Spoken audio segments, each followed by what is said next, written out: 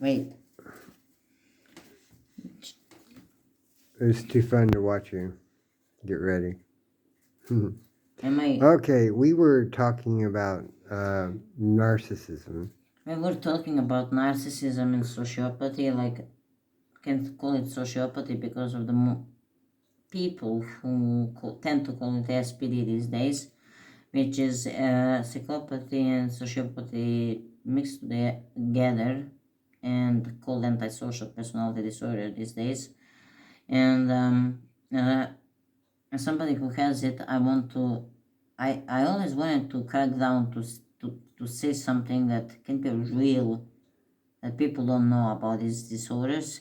And I finally came up with something. I was talking about something, and then I realized I could be making video about it, because that is what people should know and they don't know.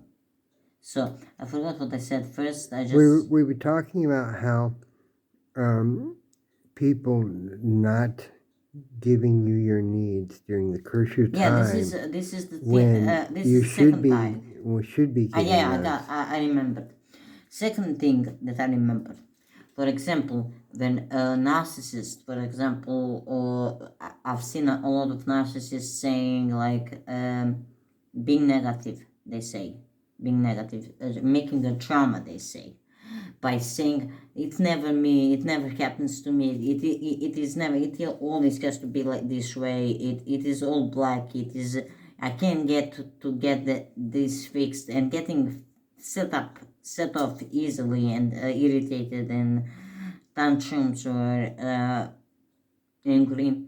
It's actually not coming from the place of the trauma or overreaction of anything like that, or it doesn't necessarily has to, or even manipulation, because once they were small and they had to have these needs fulfilled for them, like a set of needs that I just previously mentioned, that they were, for example, I was raised by a bunch of sociopathic narcissists around me, that always prioritized objects, but not me.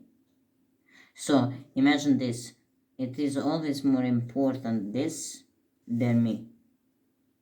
So in my stages of development, to 6 or even 8 years of age, I am constantly seeking that somebody prioritizes me over the object. And I'm easily obviously set off if somebody prioritizes object, because how can I don't have in that, I wouldn't explain that as a huge sense of self-importance or grandiosity or value, because I think that in that case I see just myself as someone who has enough value that is more than objects. And I mean, it goes to some point in a huge discussion about is it above other people and everything, but it's not that the point. Fixation is in sociopathy tends to be like it tends to be in me on objects or what you can gain, because it's all you've been taught, that you don't matter, that all that matters is what you can gain in the object. So if I'm not getting these objects collected, then if I can get my needs met, emotional or myself, then I want to get at least these objects collected there. And if I can get them all there, then I'm going to feel these feelings, as I said, as I mentioned. It's never going for me. It's never enough for me. It never ends up being good enough at the end of the day. It's never enough for me. It's never a good day for me, because it always ends up, it can be. It simply can be that everything goes for you during the day, because that's not how the world works.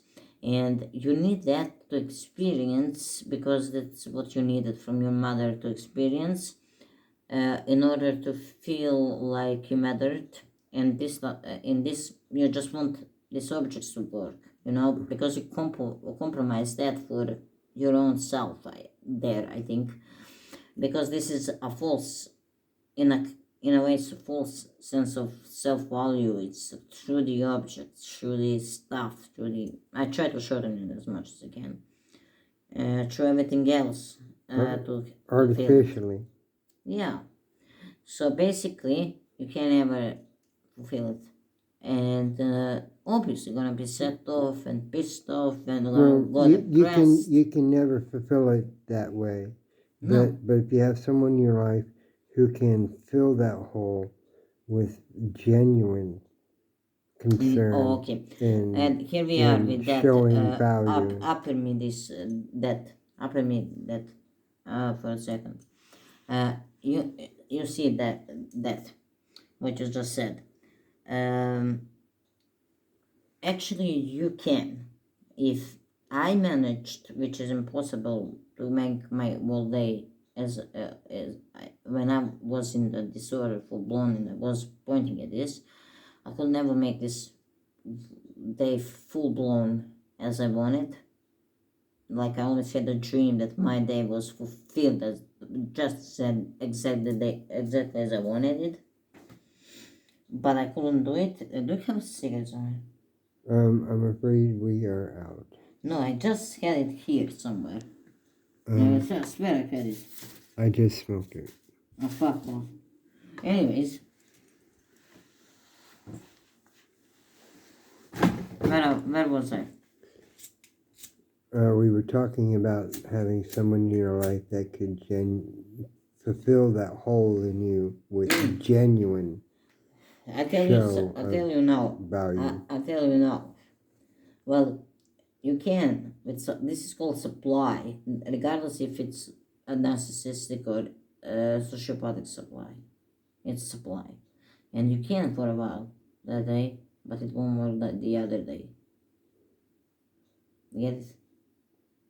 Why? Because it's not long lasting.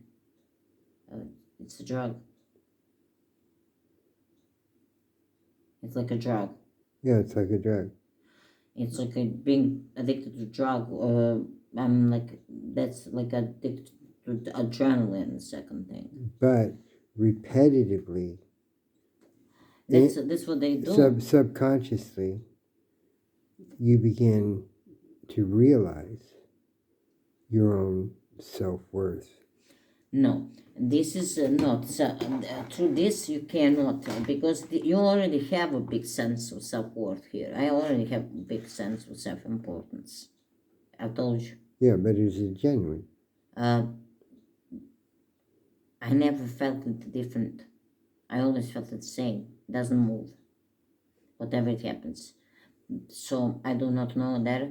But I wanted to say this until it slips off my mind. I have ADHD and a slow camera there, limited capacity.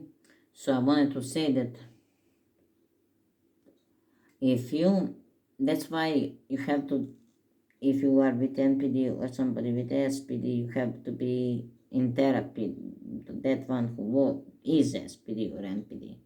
Because he has to go through that to find coping skills to deal with this traits and get open on emotional level, and not be too scared, terrified or of whatever, and being safe, to receive this in real place, because they're real. Right. Inside of them is fragile.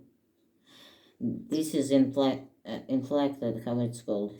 This is that's sense of they're not aware. Mostly, I can't be aware. But if you go deep, you will feel that you're deeply insecure about your sense, because your needs aren't important. How can you be important? Right. So, rarely people go there. Average people rarely go there. So basically, you said only if somebody's in therapy and already working through that, fulfilling that emotional space, is that how you can help them fulfill that need and get to the place that they feel like they deserve, balancing in between, obviously, getting them things and getting them to feel loved by loving them. Right. And you have to balance by their capacity, individuality, and the stage of development, the stage of healing. Mm-hmm. But that's pretty much it. And if there's anything else I wanted to say that people don't know, I now don't know. They took too much to explain just two things or one. But what we did explain is that it is not a life sentence.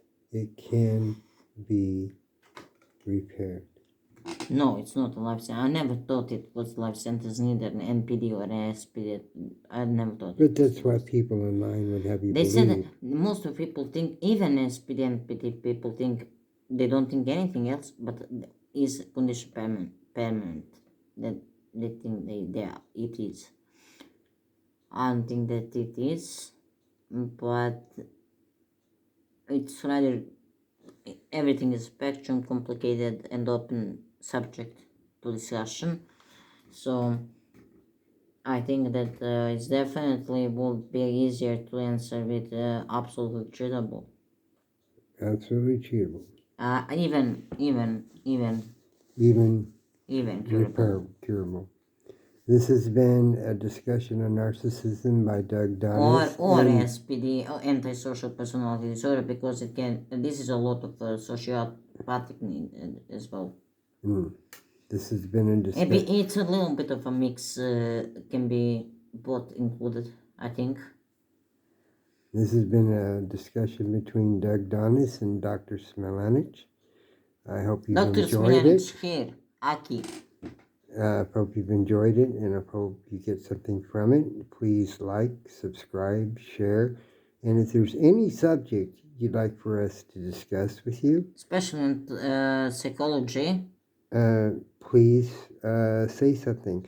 And you can always, find one of us and private message us if you wish. Have a great day. Bye.